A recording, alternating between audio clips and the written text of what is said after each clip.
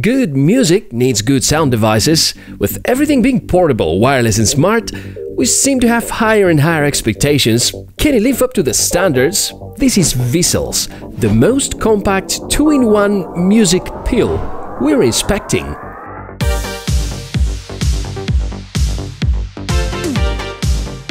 Hey, welcome everyone, it's Michael speaking, and welcome to the Tech for All YouTube channel, where we traditionally inspect cool tech. There often are devices that seem fantastic, but sometimes may turn out to be not necessarily practical. Right now, Vissles are listed as $69 product, discounted from $119, but honestly, if the price eventually becomes $119, it will be pretty hard for Vissles to beat the competition, because this Black Friday we've seen the AirPods dropping just below $150. And other very competitive solutions from Xiaomi, for instance, cost about half of that price. So take this discount with a grain of salt, it's a business practice we've seen many times. Furthermore, before I talk about the specs or anything else, take a closer look at this website, which shows a sample of very similar looking headphones with almost the same specs. So it is very possible that either whoever has been hired for manufacturing Vissles is offering a cheap copy, or Vissles is a rebranded white label that was picked and is a good opportunity for someone to make a little money thanks to a good looking website and beautifully looking product. Unfortunately, Vissles is not available on popular places to shop from, like Amazon, eBay, even not with the big Chinese websites like GearBest or Banggood. A relief is that at least the Bluetooth ID is right and confirming that the product is called Vissles. What actually disturbed me the most is that the Indiegogo campaign page suddenly disappeared, so the crowdfunding project was suddenly terminated. Whether it has been a decision taken by Vissles themselves or something that Indiegogo have initiated as a precaution is not quite clear yet.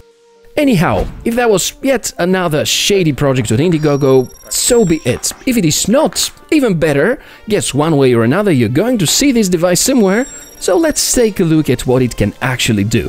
Unboxing experience is just fine, but the packaging's shape and lack of emotion somehow confirms the guess that it looks like a budget white label product.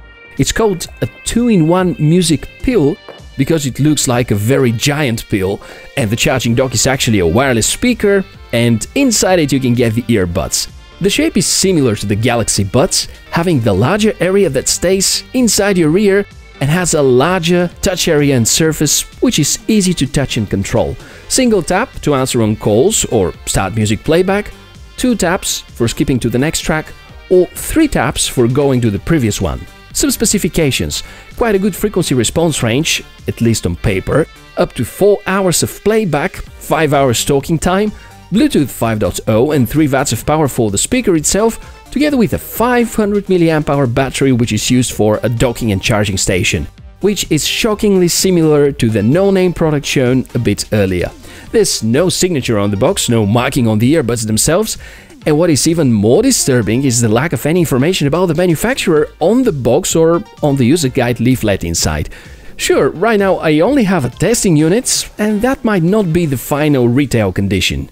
I've had these doubts growing inside me ever since the box was opened and I managed to physically touch the earbuds, because they feel cheap. Everything about it feels cheap, even the so-called logo, which is on the top. Probably only the rubberized texture on the bottom side feels kind of nice. The rest is all plastic, and the more you research, the more you realize that it is somehow disconnected from 2019's technologies. Yeah, there's Bluetooth 5, which is wonderful, but the charging port is micro USB, and this clicking sound when the connector fits is also sounding cheap. Driven by curiosity and the wish to make a deeper research, I watched some reviews about Vissles, which are already online, and even heard someone saying that it smells like real leather. To me, it smells more like a cheap product, with a good business plan to enable someone selling a $15 unit for 4 times more. About the performance. These earbuds were surprisingly good. I have never expected such good sound quality out of them. We can't compare to AirPods, but the feeling is actually quite good, and as soon as you properly place them inside your ear, you will discover good dynamics. Fitting can be tricky for some people, because everybody has a different shape of the ear. In that sense, design which is similar to AirPods is more likely to be rather universal, unlike the Vissles shape. but I was lucky to have them perfectly well fitting with me. Unfortunately, we can't talk about ergonomics here because it felt uncomfortable after only an hour of listening. There's no way to lay on a bed with them. The high and mid-range sounds from the frequency range are well represented. There's a good bass, but if you listen to music with deep, low-frequency bass, it's not good enough. You can run these in single ear mode using just one of these, and in order to do that, touch and hold for 5 seconds, which will enable the single mode, and you can connect to the available pod, or simply do not take the second earpod out. The embedded 3-watt speaker is something I initially thought is not working, then realized that it had no charge, so finally made it work. Pretty nice option to automatically switch from the pods to the speaker and vice versa. It's been okay, but it sounds bad. Cannot compete even with the smallest Xiaomi portable speaker, which is already 2 years old. If you plan to use the largest ear tips, like I do, they get stuck in the dock, which is another design imperfection. The promised 4 hours of playback time are rather 2 hours, 2.5, and the microphone quality is also not impressive. You can make calls, people will hear you, but it won't sound too great. So, in short, these earbuds are rather disappointing and in my opinion not worth buying, not even for 69 bucks. Mediocre build quality, not very comfortable, subpar battery life, at least good sound quality when it comes to pop and rock music, rather not suitable for hip-hop and club music. Most likely, getting a pair of Xiaomi Air 2 earbuds feels right now the best investment in that price range. I'll be happy to hear from you, especially if you disagree with my opinion. What do you think and like about the Vissles? Are there any other Bluetooth headphones you'd like me to test? Would be great if someone who backed Vissles during the Indiegogo campaign shows up and shares some thoughts. That's been all about this episode.